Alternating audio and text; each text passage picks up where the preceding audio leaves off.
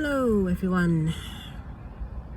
We're at the end of week 17 of taking 100 milligrams of sertraline to treat PPPD and CPTSD, and I'm thinking that I feel so rough that I probably should switch meds. I'm not actually sure this is the correct medication for me, to be honest. Since I last updated, considering my last update video was so positive, I'm not going to be negative because I'm not a negative person, but this week has been particularly challenging. I've had some new symptoms appear, hot flushes. You can probably see from my face I'm slightly red in the cheeks, rosy red, and it could be menopause, but perimenopause could well be. Had hot sweats again last night, night sweats. I've felt really bloated, and I feel like I've put on a massive amount of weight. I can feel it, and that's probably partly the meds and could be perimenopause too. I've had depersonalization this week, so if none of you know what that is, it's kind of like when I'm talking, I can hear I'm talking, but it doesn't sound like me talking, which is very odd. But again, it's not, I know it's all part of the same pattern of stress and it's all nervous system stuff, so but it's still, it can be quite frightening. And I had a panic attack, another one, but it was sort of a panic attack and kind of wasn't. It was like I got overwhelmed, so I'm just going to close the window because I've got the window open. It's just started to rain. Oh no, I can't close the window because my boyfriend's got the keys. 1 second, I'm going to put you there for a second. I'm just getting wet.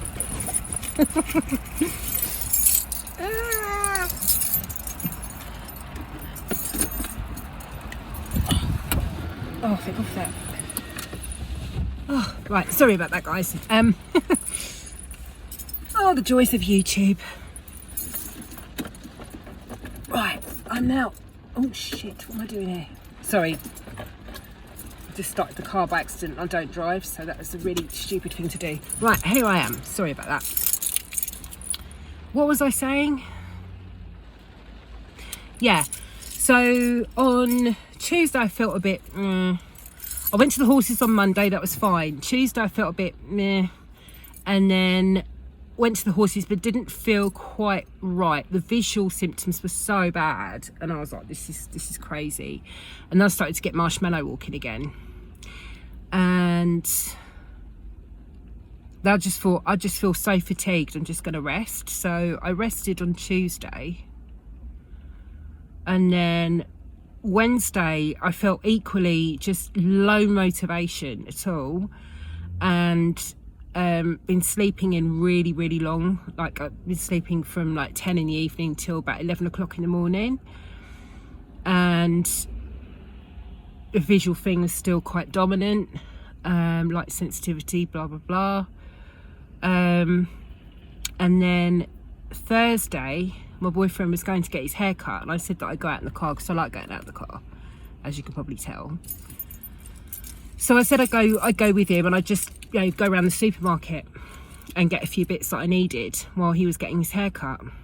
And so I was on my own, and I'm getting a few things, and then the floor I started to get jelly legs basically, and the floor started to feel like it was moving. And I got my earbuds, put them in, listened to the Steady Coach, to her Turning Towards Fear and Anxiety.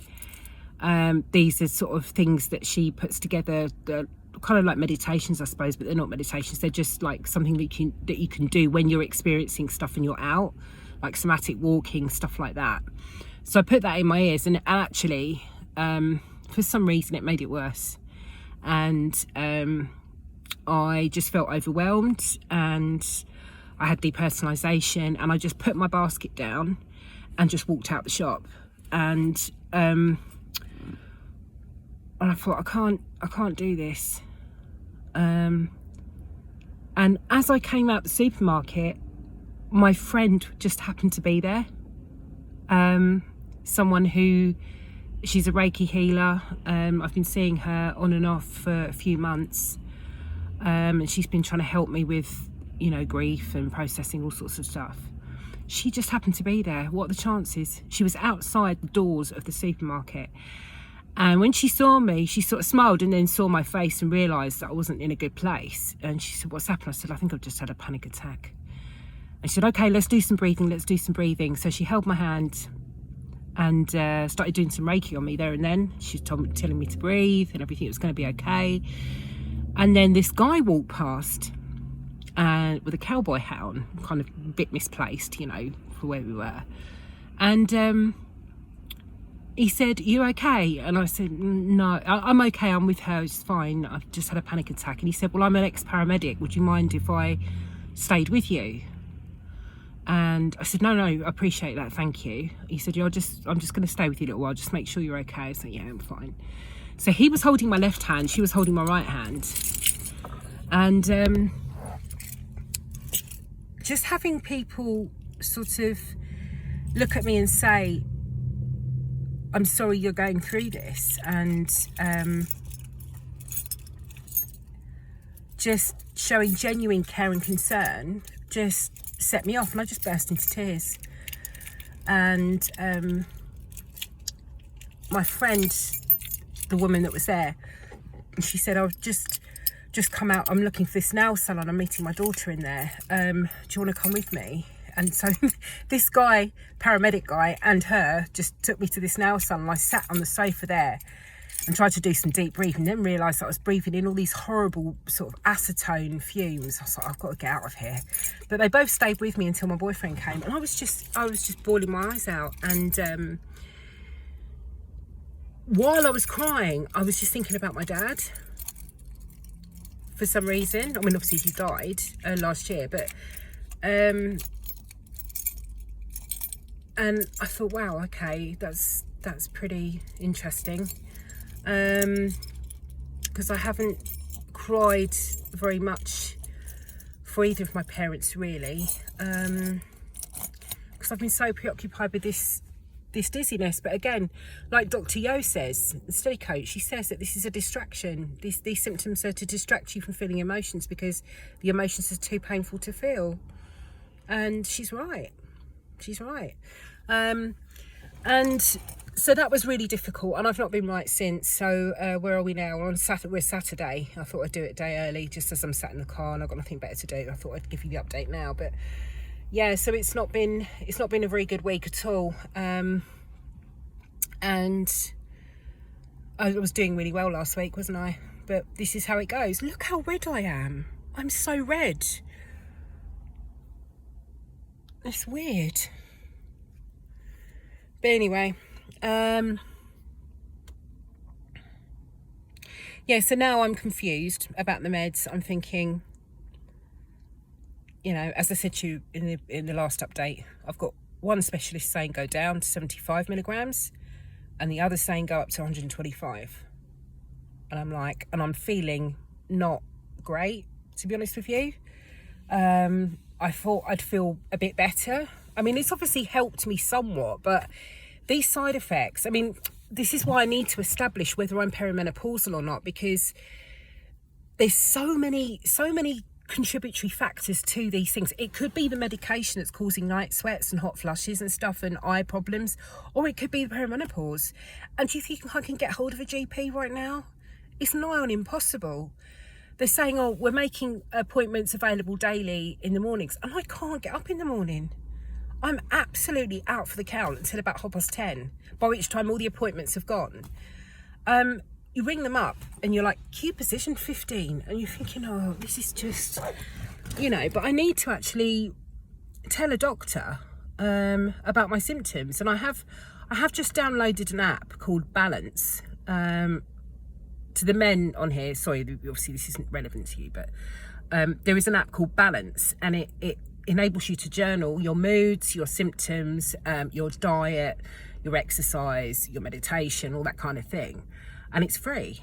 And I've started to log my symptoms because apparently GPs are now sort of asking people to use this app to log their stuff and then show it to them. So I've started to log all my symptoms. on this app, and when I can eventually see a GP, I will speak to him about the medication. Not that he's the prescriber, he's just, you know, I just want to get his opinion on it as well, and then make an informed decision. But I feel like maybe I should be on venlafaxine, which is the SSRI that's recommended for PPPD, and so I may have to go across to that one, because I just don't feel right. I shouldn't be feeling this fatigued, and this was my issue with sertraline in the beginning. I just felt so fatigued, but at the same time, you know, you can't win really. It's like I've spent the last 8-9 months in a state of hyperarousal, so such agitation that standing in a queue was impossible for very long. I couldn't even stand still properly. I had to move from side to side. I was so agitated, and I was walking 12 miles a day and lost 6 stone in weight. And now I'm the opposite. I'm like, you know, and I feel horrible. I just feel really, like I said, bloated, sluggish, just not myself. So I do need to speak to someone about this and soon, because I don't want to be taking this at this dose any longer than I have to. And I really don't feel I'm at where I should be on this by now. And unfortunately, you know, I was talking to Jill, one of the followers, last night. We're on the phone for about an hour, and it is unfortunately trial and error with these things. You know, what works for one person may not work for another, and it's different doses. I mean, it's just, you're most vulnerable you've ever been, and you've got to put faith in a medication that you're terrified to start. Once you actually get over the hurdle and start, you feel really good about yourself, and then you have to go through side effects, and then, you know, I've just been through so much, and I've got to this point, and I just think I should not be feeling like this so consistently for so long. But as I say, it's either the medication or it's hormonal stuff going on. Could be either. I really don't know, and I can't decide on my own what to do. So I need to speak to the GP and mention the symptoms I've been getting, which are consistent with perimenopause, because perhaps HRT would help with some of these things. It's really hard to determine what's the medication doing this, what's the actual stress illness doing this, and what's hormones. And maybe I'm going to need a combination of all things. But what a contrast to last week, guys, isn't it? You know, it's up and down, and you know, I know the idea is that try not to panic, but it's easier said than done when it's in the moment and you're on your own in the supermarket. But yeah, so that's that for this week. But I've been watching Yoni Arthur's setback videos, which are brilliant, and she's helped me to understand this is completely normal. Recovery is not linear, and she doesn't call them setbacks, she just calls them flare-ups or whatever, or downs and ups. Anyway, I'll speak to you next week, if not before. I might give you a midweek update if I start to change, but at the moment I feel rubbish. Speak to you later, guys. Love you lots.